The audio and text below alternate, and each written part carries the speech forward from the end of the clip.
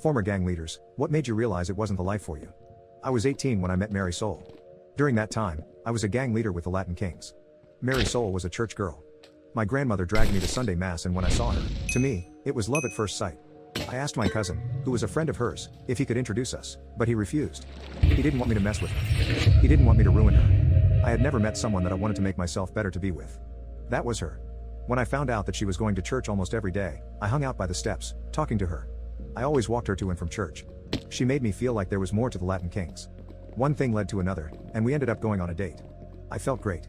For a year, I pushed myself away from the gang life, got my GED, became a regular churchgoer, and was thinking about the future when I got unintentionally pulled back in. I was at a store and ran into someone that I used to have problems with. They were running their mouths and I tried to ignore it, I swear I did. I just let them talk and I walked away, but then I got stabbed in the shoulder blade.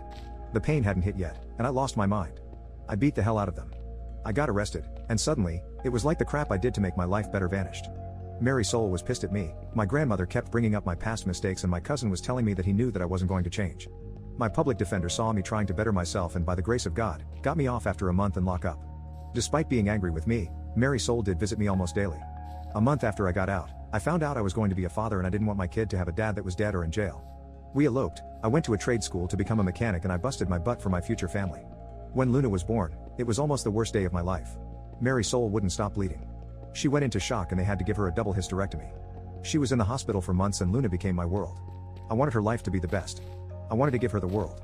When Mary Soul was released, I promised her that our daughter will have a life far better than ours, and for years I kept that promise. I saved enough money to move us to the suburbs, became homeowners. I was a Girl Scout leader, if you could believe that.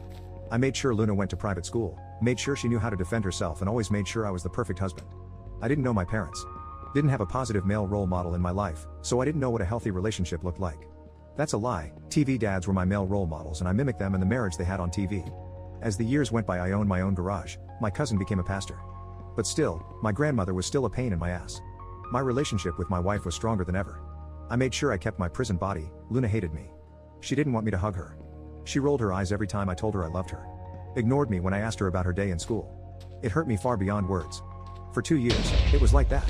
So for her quinceañera, I wanted to go all out. I got everything she wanted and she was still disrespectful, and briefly the old me almost came out just to put her in her place, but instead, I went to my cousin, vented my frustration and doubts about being a good father, and he told me to just let her be, and he said a prayer for me. I wanted a slideshow for the father-daughter dance. I got a chunk of the pictures of us together, but I realized something. I didn't have any recent pictures of us. She didn't want to take any.